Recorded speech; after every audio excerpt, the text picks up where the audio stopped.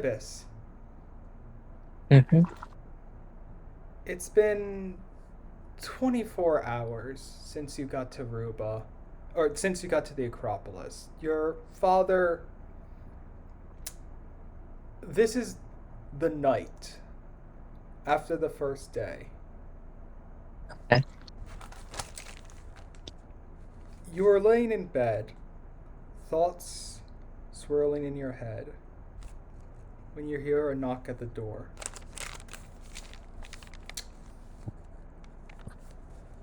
Uh, Master Tibis, are you Yes? still?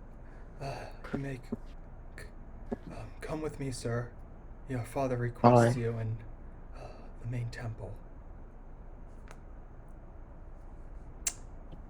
He, it's Kenra. His face cloaked, a cloak over his face, um, and basically wears the clothes of the garb of the followers of Hoketh.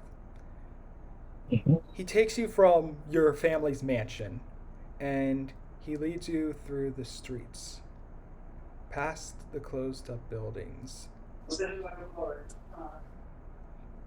moon hanging in the air as you make the slow trek to the main temple of Hoketh. It's just make a perception check. Oh, I love seeing. Let's see how I see. He's the go. To roll one for the other guy.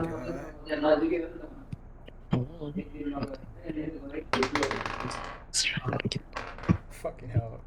See, let me re-roll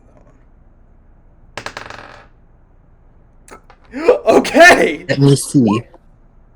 What did I see? I did not see. So as you are walking along to the main temple, um, the guy is slightly ahead of you, and you hear like you hear somebody stumbling behind you. Huh? Um, do you turn around or like make known like that you've noticed something to the guy? He seems to be just continuing walking towards the temple. Are you being followed? I heard something. What? Uh, the guy looks like. Do you look around behind you? Yeah. You see nothing. Um, basically all you see is the slightly sandy streets, the closed up, closed up stalls of nothing really. Just be a little more on guard as we Okay, continue walking. No, trying to look, but not seeing. so um,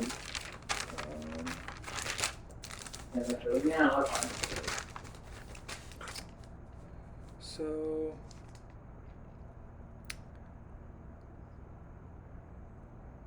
you follow him through the temple.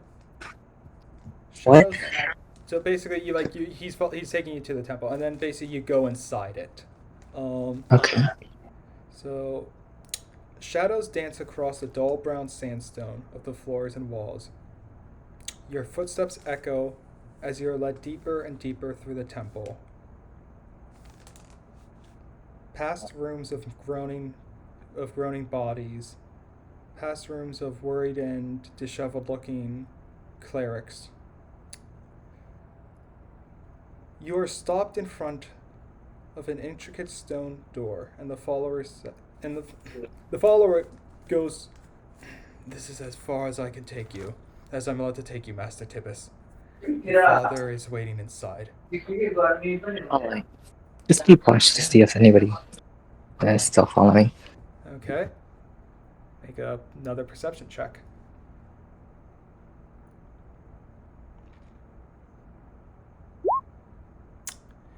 Nope.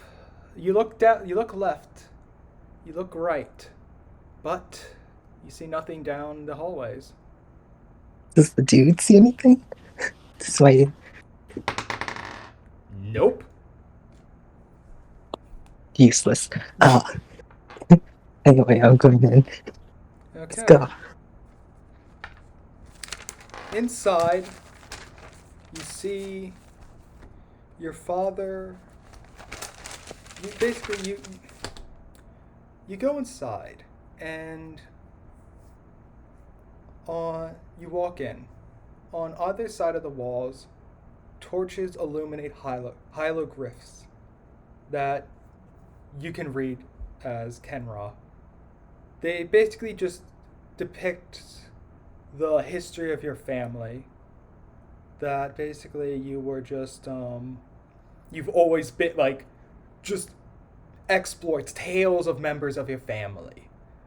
It seems that this is almost like a room dedicated to the Dead family and their contributions to the Temple of Hoketh in Our particular. greatness. Our Yes, greatness. to the greatness of your family. And standing in the garbs, wearing the necklace that Torma gave, that was of Luna's, is your father. He looks haggard, but he still looks good. You know, he looks a little on the rougher side. His features more sharper, but he has intelligence in his eyes. He's aware of his surroundings now. The necklace did good to heal him up. Mm. Tibis, Yes, father? I have a question to ask of you. What is it?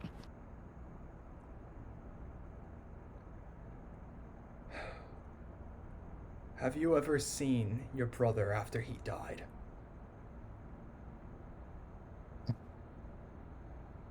Why do you ask? You see, for a long time, the Dead family has been subjected to a curse. This curse kills one of the boys while they are still in their young years and binds their soul to the living one. It is a curse that's meant to torment the survivors, haunt them, destroy their mind and mental state.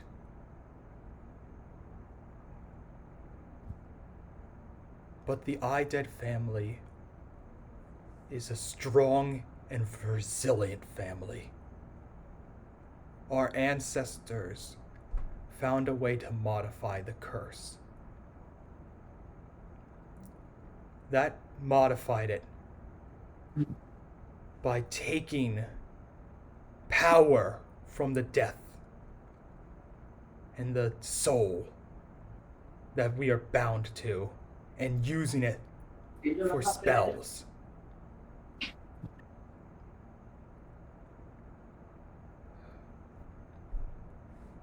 I suggest that is how your warlock powers came about. Is it now? Yes. However, some family members were not keen on it. Some view it as gross misuse of power. So, they found a way and a ritual to modify the curse even further. In doing so, it completely binds the soul to you, giving you free reign on the power. You lose the ability to be a warlock, but you can be a proper priest. I did And that what to my happens? brother. What What happens? happens to the brother? The soul is completely stripped of its personality. It just becomes a fuel source in a way, a tap into the death and beyond that is beyond. You'll be able to the spells you can be cast with it. You can rise up, be a great cleric like your father, or you can be a great adventurer. With that power, as long as you are within the sands of Ruba, nothing can kill you.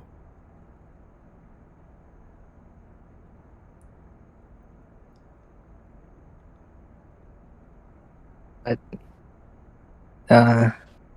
if you did this, how did your twin feel when you decided this? Why should it matter? He was dead anyway. We were always vying for our father's attention, your grandfather. However, he was always better than me. Imagine my surprise when he died randomly one day, and my father sat me down.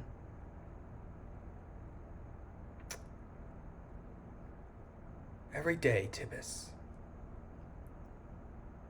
my brother wanted me to do better. He thought I wasn't putting in enough effort. But I couldn't live up to his expectations. So I silenced them forever. And I've never been freer since.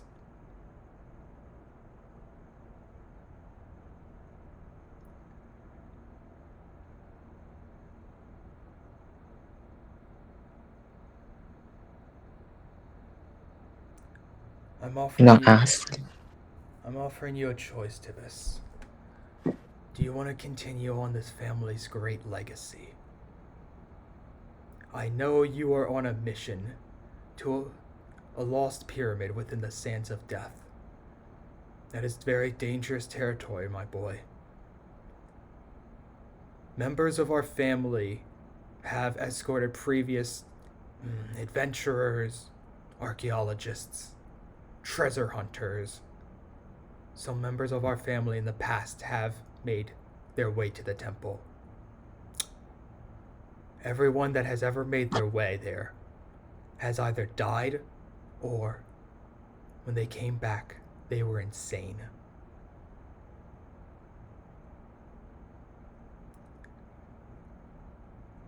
I would not like to see that happen to my only living son. So, I thought I'd offer you a chance at this power, at this greatness.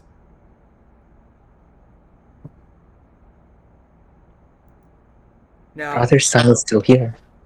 He might not be alive, but he's still here.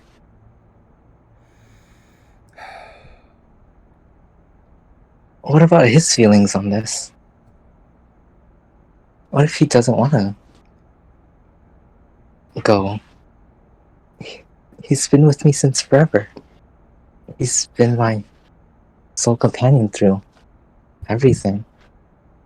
How can I just let him go?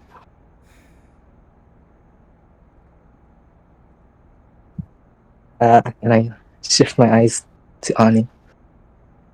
Anu's just...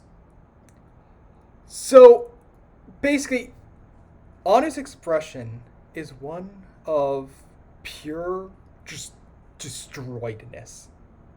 Just pure anguish at the thought of... He's felt alive, adventuring with you, seeing the things you see. But basically just being treated like, talked about as a thing by your father. Honestly, he just looks broken. No words come out of his mouth. He just looks dejectedly at the floor.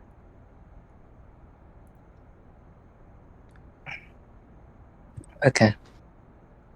Don't you also care about him?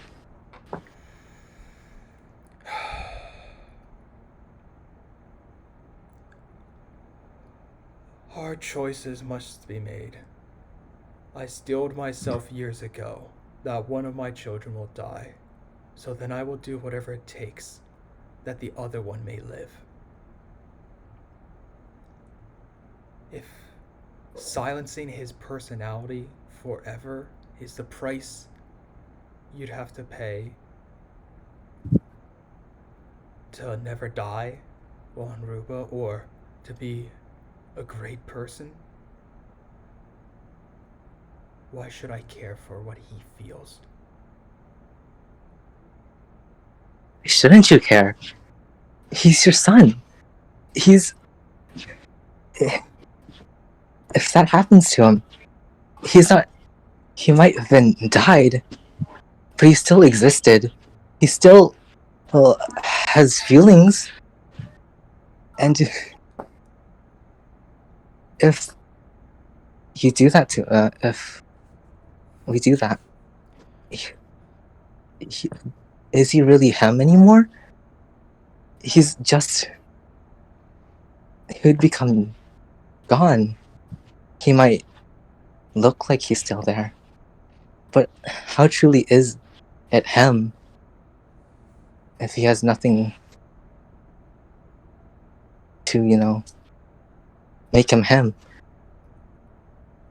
You look over and you see your father's twin that's basically, clung to him. And it's basically spectral shackles have drive spikes through the shriveled up body, soul of the twin. It's just a mournful look. And it's just gazing sadly at you. But your father's expression. But give me a persuasion check throughout all that.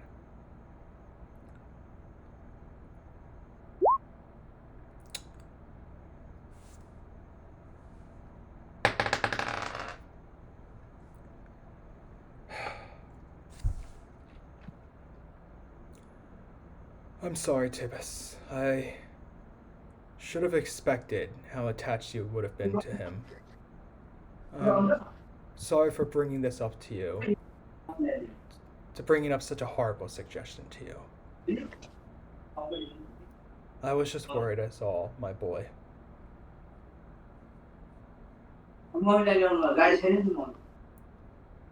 Make a perception check, Tibis, also. Can't see shit. Okay, now I will roll.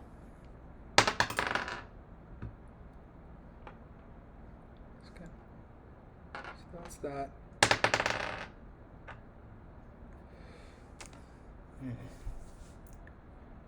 You may go now, son. Sorry for bringing you here. Also, one last thing.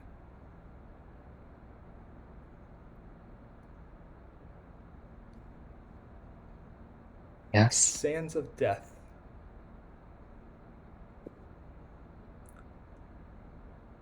We theorize that they may not actually be.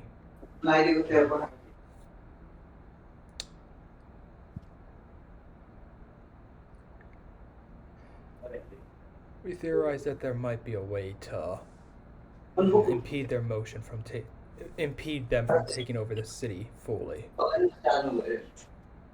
Though by the time you get back, the whole city might be engulfed once more.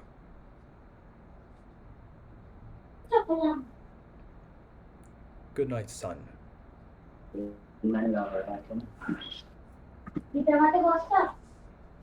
And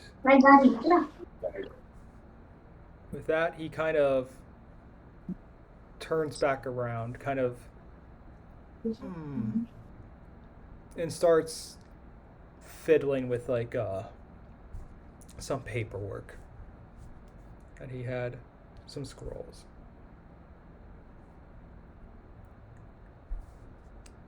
You can make it your way out yourself, I am sure.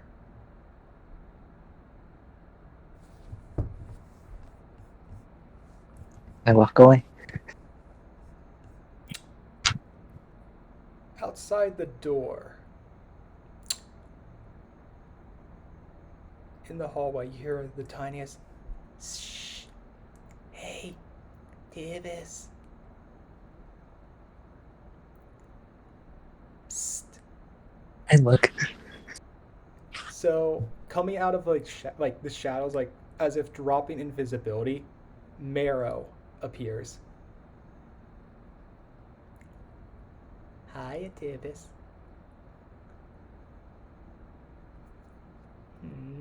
What are you doing here? Well, Master Schrodinger told me to keep an eye on you, specifically.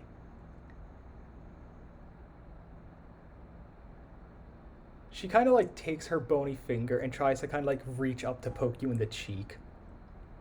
I back away. I don't know. By the way, I have a question. Your brother, he's dead, right? But you can still see him, right?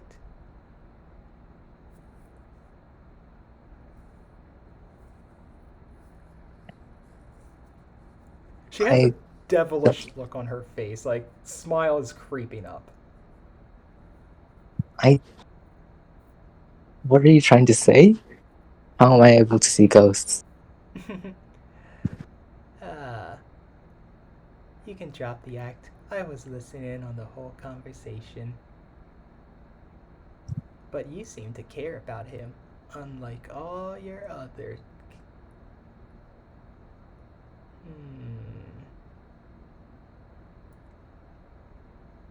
Hey, little Tib Tib, what if I told you your brother was still alive?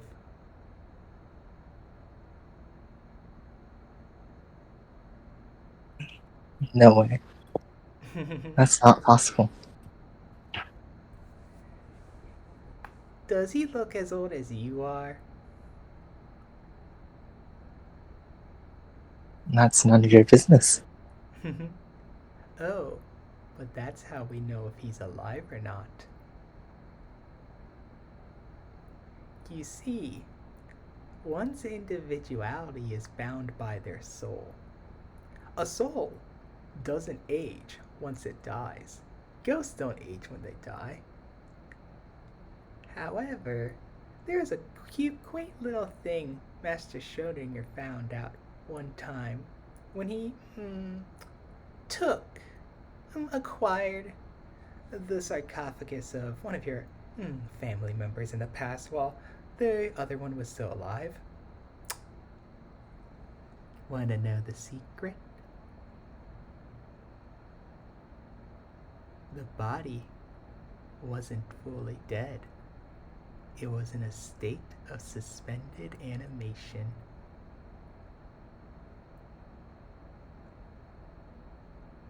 And then it only fully died when the living family member died. But it was still growing. Now, it was all skin and bones, but nothing inside was decaying. It was still a perfectly preserved, perfectly alive body.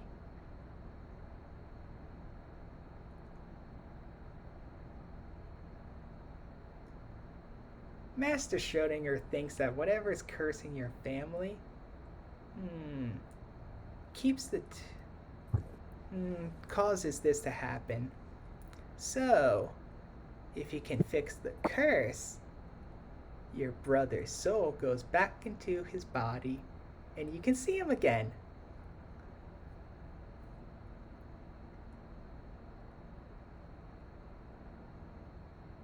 Uh-huh. So, would you like to know where the curse originates from? Sure. Go on. Sorry, But first, you have to make a contract. But it's getting late. We can do it tomorrow. Not in the mood. What? Not related to make a contract with you people. I guess your love for your brother isn't that strong after all. Oh well. She starts to walk away.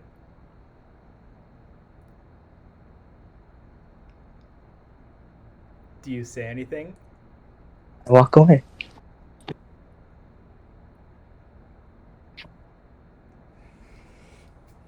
All right, and that's where Tibis's mini episode will end.